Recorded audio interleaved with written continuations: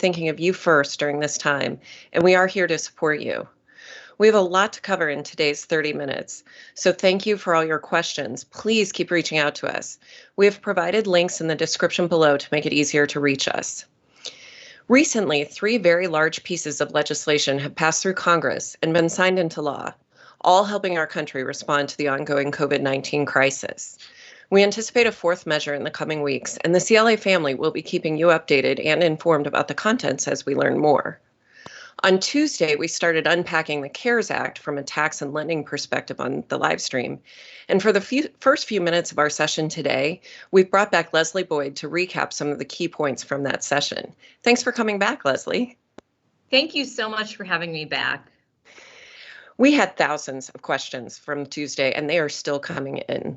New rules were released Tuesday night related to a change in the duration and interest charged on the Paycheck Protection Program from 4% to 50 basis points on those loans. Can you please recap what that Paycheck Protection Program, or PPP, is and some key things that we need to know about it? Absolutely. So that has definitely been an area that is probably driving the highest volume of questions right now, and rightfully so, because it's a wonderful benefit for businesses and other organizations, particularly those meeting the SBA size standards. And so generally that's going to be employees of 500 or less, although there can be exceptions and other rules we need to be aware of. So certainly when we're sizing the company size, we also need to look at affiliation rules to make sure we fall within the bounds of the rules.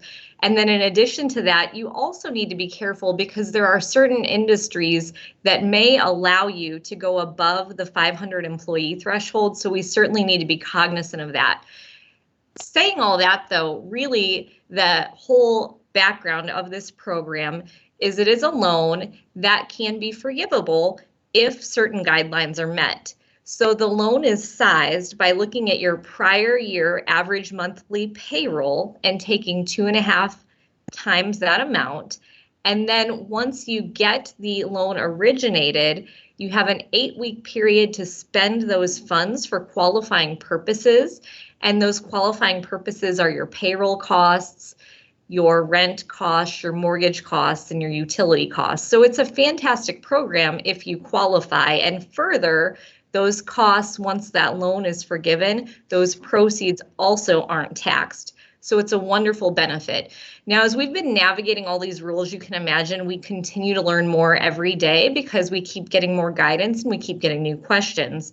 So one of the biggest questions that we're getting also has to do with how I'm sizing and scaling my workforce and really managing cash flow around that. And I bring that up because Thomas is going to be talking today a lot about workforce and some of those considerations. But it is important to note that if you had a reduction in your workforce from February 15th through April 26th, there is the ability to still be eligible for the forgiveness so long as you have restored that workforce by June 30th. And I think that's a really key point that I wanted to point out because we're getting a lot of questions about that too. Yeah, that makes a lot of sense. And it's helpful, I think, to articulate that. For everyone in the audience, please continue to use the links in that description below to continue to ask your questions, and we will direct you to the appropriate person to help. Leslie, the other thing that keeps coming up as it relates to the CARES Act and this PPP is the employee retention credit and how it works together. Could you please tell us a few things that you'd like to highlight from those questions that are coming in to take so that everybody has a good takeaway on that topic as well? And then, as you said, that's going to be a really nice segue for Thomas's conversation. Absolutely. So again, focusing on workforce, a lot of the CARES Act is about how do we incentivize companies that are supporting their workforce. The employee retention credit and the payroll deferrals are two other elements of that tie more closely with the tax side of the house. But one of the things that we emphasized on Tuesday, and we can't emphasize it enough, is that if you are seeking the PPP loans and the forgiveness of those loans, then you're not going to be eligible for the employee retention credit or the payroll deferral. So that's where we have to think holistically about your situation and then decide what's the best course of action. Yeah, I think that makes a lot of sense. And one of the things that I keep hearing you say, or as I listen from an audience perspective, is that, really you're going to have to continue to contact and work with your CLA advisor for more information and how this is going to work together. There's also more information on our COVID-19 resource page at claconnect.com. So definitely feel free to keep checking that. We will be hosting some industry specific webinars as time unfolds in order to help our clients apply the specific business situation to all of these rules. So please stay tuned for more communication about that and register to attend as those invitations arise. So thank you, Leslie, for coming in and summing all that up for us. Absolutely. And we'll continue. We'll look forward to seeing you on Tuesday and in future webinars to really clarify and continue to outline this as it unfolds. So thank you Wonderful. so much. Yeah. Now, as we approach our topic today, no one is going to deny that these are extraordinary times, and how the organizations handle the next several months really will, in part, determine the identity of the business and showcase its culture. We have brought in one of CLA's human resources consultants, who's Thomas Schultz. Thomas brings more than 25 years of experience as a human resources professional in a number of areas, including leadership coaching, employee relations, benefits, training and development, change leadership, and employment law matters. So he's really here to round out this conversation as far as it relates to the people side. Some of the things that we're going to talk about today include how to discuss COVID-19 with your employees, how to share insights on how employers are communicating the operational stances, and the need for furloughs or layoffs based on the FFCRA. And finally, we're going to wrap it up with some insight on how to document your efforts to comply with the law and to keep your employees informed. So welcome, Thomas. Thank you for having me, and hello to our CLA family and clients. It's awesome. Oh, sorry. It's awesome to have you here. We want to start by just really having you talk about the main themes that the employers are struggling with during this time. Yes, absolutely. Prior to the COVID-19 pandemic, employers were already struggling with significant challenges to attract and recruit and retain staff. Now, with the pandemic impacting the workplaces, there's no shortage of additional stress by both leaders and their staffs. My goal today is to explain some of the rules and then model them for you as tips. No doubt if I do my job well, you may also come away with some questions that we can help you with offline. Today, as I think about clients, they fall into two broad categories. Those that are trying to remain operational, as they provide services or goods that the rest of us rely on. And then those that have to communicate difficult decisions to temporarily or perhaps permanently slow or stop operations. In both cases, leaders are painfully aware of the impact of the decisions that they're making, not only on their employees, but also on those families. Because regardless of what they choose, I hear sort of the same thing. Just tell us what our options are. Mm-hmm.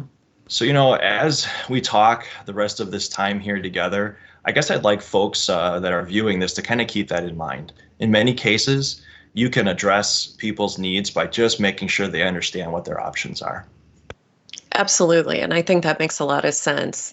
I'd like to start with talking about the employers who have work to do, who are still essential, if you will, and are trying to stay operational. For those employers who fall into that group, what advice are you giving them? Yeah, high performing organizations, they do two things really, really well. And it's important because today, when you think about those times, there's a communication side that is related to operations, and there's a communication side related to be frankly just personal. And so, those that really excel, they do two things really well. One is they define the challenge very clearly. And then the second is they rally their staff to each other and make it clear how those people can apply their skills and capability to help the business to rise to those challenges. Now, that all sounds good, I know, but how do you say it? How would it even sound?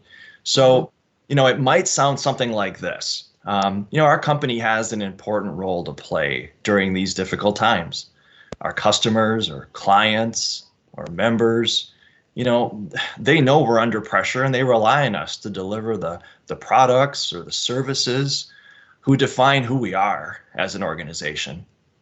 We'll be stressed, not only as an organization, but also as individuals. So each of us needs to rely on each other as we all work together to do our jobs to the best of our abilities. And I know. Yeah. And I think that's nice to clarify, right? Like just to understand what the company is saying to its employees. And so on that side of it, that makes a lot of sense. So then on the operational side, I'm sure you're talking about some other things too, right? Yeah, the operational side might be a little bit easier because some of the emotion may not be there as readily. Really, those focus on things that talk about the proper safe work protocols, things like hand washing and limiting or eliminating close contact and so on. Yeah, that makes a lot of sense. I would imagine you guys are getting a lot of questions about the employees. Like speaking of the safe work protocols, you have the employees who are truly concerned about their safety and in the workplace and getting, the illness because there is so much unknown. What options does the employer have in response to those employees who are truly concerned about the safety of being in their workplace or they have a fear of coming into work? Yeah, that's a great question. I've dealt with that question today already with the client. Let's break it down just a little bit, okay? And let's be clear first that what we're talking about in this specific case is a person that's not otherwise covered. In other words, not otherwise requesting time off under the Families First Coronavirus Response Act, or let's try that again, FFCRA. So someone that's got concerns, right? Someone who just they're a little fearful. So there's really three different kinds of responses that we work with clients to try to do. One is certainly to reemphasize with the employee what steps you're taking as an employer to make sure that you're minimizing the risks. Anything that you could be doing actively that people see happening, that people see you reinforcing, helps to make sure that there's a confidence when that what you say you need to do and what we need to do as a company is actually being done. Along that line is you may just have to have the conversation with the person to understand what they're thinking of in terms of workarounds to their concerns. Now, some people use the words accommodation. You could use that word. I don't want to confuse people with the use of the word accommodation, which kind of sounds like a disability and those sorts of things, because we're normally not talking about that. But really, it's about having a conversation with people. So from there, if the person just really doesn't feel comfortable coming in, really, I think you've got two broad offerings. One is to allow them to remain off of work in some sort of a discretionary paid or unpaid time off. That's among the most common. Keep in mind, though, that may not be, or that it wouldn't be, coverable specifically under the Families First Coronavirus Response Act, because again, that person isn't quarantined or meeting any of the 6 criteria. They're just concerned. The second way is saying some specific language to people. And it sounds like this. If I'm the one calling in, it might sound like, Thomas, which available unused paid time off benefits do you want to use to cover your absence? Okay. Versus saying, we're requiring you to use paid time off. So you can do it either way. Okay. At the end of the day, there are specific state unemployment rules that if a person just doesn't want to come in, unfortunately, I've seen cases where the employer doesn't want to lose somebody, but the employee just elects to resign. And we don't want that to happen. Worse, in most cases, and while it is state specific, they may not be eligible for unemployment if they voluntarily resign.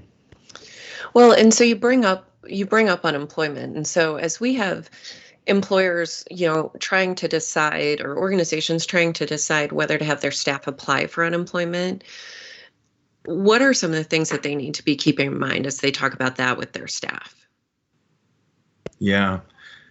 So when we talk about unemployment with owners, when we talk about options with business owners, these people, when I talk with them, they really just emphasize the stress of the decisions like these, and they struggle with what to do in operations where they're just slow. So based on the most current questions and answers document that I would suggest that folks viewing this webinar take a look at, the Department of Labor puts out a questions and answers document that's excellent, and it's updated frequently. Specifically to the most current document, questions 23 through 28 talk through several situations related to an employer who's closing or reducing operations, okay, under the FFCRA. And go ahead. Oh, I was just going to say, so you bring up, if the employer is closing or they're reducing hours or what is happening under, FFCRA. Is there really a difference between the reasons that people are collecting unemployment? Does it make a difference? Yes. So under the FFCRA, if a business furloughs a person, all right, or if the person is laid off, and we'll use the word layoff, synonymous with the word terminated. The FFCRA basically says if that decision is made, it is a decision outside of the scope of the law. So in English, what I just said is that if a business, because of economic reasons, just can't remain operational and chooses to put people on unemployment, then it's the unemployment that has the precedent, and that is where your benefits would come from in terms of ongoing pay for a period of time. Now, you asked this really good question, and that is, does it really matter whether the person is furloughed or whether they're terminated? And the short answer is it's very important. Now, there isn't a box in many cases on the unemployment application that says furloughed. Usually other language will be reduction in hours or something like that. But here's the difference. A furloughed employee generally remains employed by the employer and continues their benefits as they normally could. Now, those benefits continuations may have to be done with paying for the premiums as the person goes along, or maybe the employer has some kind of an agreement to catch up the person when they return. But okay. A furloughed employee. So you'd be furloughed if the workload slowed, but the employee remains employed, with the exception, the expectation is going to be that they're going to return to work at the employer, right? Yes, absolutely. Okay. Yeah, on the flip side, someone who is terminated or receives a layoff basically has no expectation of returning to work. And in those cases, that terminated employee may be eligible under the COBRA Act. Okay. So really the difference is the impact on the employee's employment status and benefits, depending on if they're furloughed or terminated. Right. Okay. Whenever possible, a furlough would be preferred from the perspective of being able to continue benefits. What we would encourage clients to do is to make sure that they read their plan documents so that they understand how both furloughs and terminations are applied, because that's going to be ultimately the document that guides the decision making. That makes a lot of sense. So in addition to reaching out to their advisors, they really need to be talking to their benefit carriers. Yes. One of the things as advisors that I know we're hearing a lot about from our clients who are making these tough decisions is when you look at the FFCRA and the CARES Act, we keep hearing a lot about documentation. Can you help us understand what steps the employers need to take to document their actions around furlough or termination of their employees? Yes, definitely. So those employers that have less than 500 employees should be posting the notice of rights. It's a document WH 1422.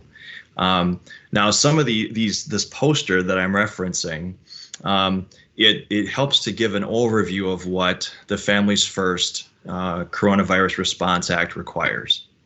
Some of the clients that I've been working with have asked whether there's really a need to post this notice. And like other postings of its type, there are penalties if an employer chooses not to post that notice. So it's important that that's done. Now, before getting into specifics, I want to start with a basic understanding that the FFCRA is based upon another law that many of us are familiar with called the Family and Medical Leave Act. And so one of the key provisions of the Family and Medical Leave Act is that employers have the responsibility of recognizing when a person might be eligible for benefits under the law. Going back to that questions and answers document I referenced earlier from the Department of Labor, questions 15 and 16 speak to and talk about the records that need to be kept. But let me give you a quick idea of the key things that should be retained so that through those items, you'll be able to both apply under the FFCRA and also have the proper documentation started for other loans. And those things include things like this: the identification number of the employee, normally a social security number, that person's date of hire, the leave dates, the pay that's provided during the leave, the date that the leave was paid, and the cost of the benefits provided. So these 6 areas are really kind of fundamental building blocks that will help make sure that employers have what they need to be able to apply for credits down the road. You know, we encourage employers to provide employees with layoff or furlough letters. And those letters serve 2 purposes. They help reduce confusion on the part of the employee, and they also serve as a method of documentation under the CARES Act. So if I'm understanding you clearly, they're going to need this documentation to make sure that they're consistent with the CARES Act, that they can have what they need later on, next year when they're filing their return, or actually at the quarter when they're doing their payroll tax credits. They'll have this documentation to support in order to get those refunds.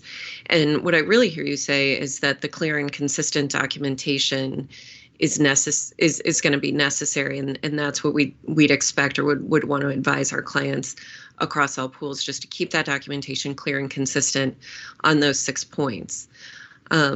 Just to kind of talk to you in the audience as you are having questions about what that documentation looks like, definitely please use the links in the description below to make sure that you're reaching out about those questions and we can help you through it. One of the things that I do see coming in, Thomas, is that when it relates to documentation, what do we do if there's little to no information provided by the employee related to their request for the FFCRA time off? They feel like they just don't have anything. They have to stay home with their child, or, they have their fears, about coming into the workplace. What do we do in that case if we can't do the clear and consistent documentation? Yeah. So the questions and answers speak to that by acknowledging the fact that there are times where there is no documentation available. The most common example is where a school system is closed and they don't have anybody on staff to provide any documentation. In those cases, what CLA would recommend is that any level of communication with their employees that speaks to the conditions that result in that person being eligible for benefits should be kept. So that might sound like a letter that outlines what's happening and recognizes what's happening as far as the school, because those efforts to be clear about how you're communicating can also function as the basis of documentation. Okay, that's really helpful, I think. Even in the case of like the staff who are collecting unemployment, right, and they want to come back to work, are they also collecting communication around their situation? And if so, what types of communication are going to work for them, and what kind of documentation should be kept? Yeah. So the world-class companies that I see, they have a pretty comprehensive way that they stay connected with their employees, because what they remember is that they're trying to maintain a cadence of connection, okay? And this cadence of connection is just a way that on a regular basis, the company is trying to connect with their furloughed or laid off folks to kind of keep them involved and aware of what's happening at the business. This could include electronic media like websites or social media. It can include doing things like having employees talk about how they're helping in their community, even with the number of controls and other rules that are in place. And it's through this kind of cadence of interaction that you really help to connect people and not run the risk of having them look outside for other employment while they're off. So that's really helpful too, as far as keeping your employees connected to the business and to each other. Is that true for the ones on like the emergency family medical leave? Is there any difference between those and the ones who are on the paid sick leave?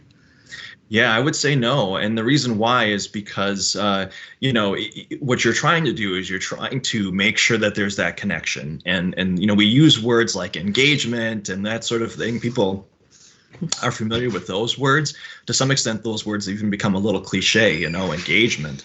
What I would offer, again, is that cadence of interaction, that cadence of connection, and creating an environment where people feel like they're a part of something, all right, not just on leave from work.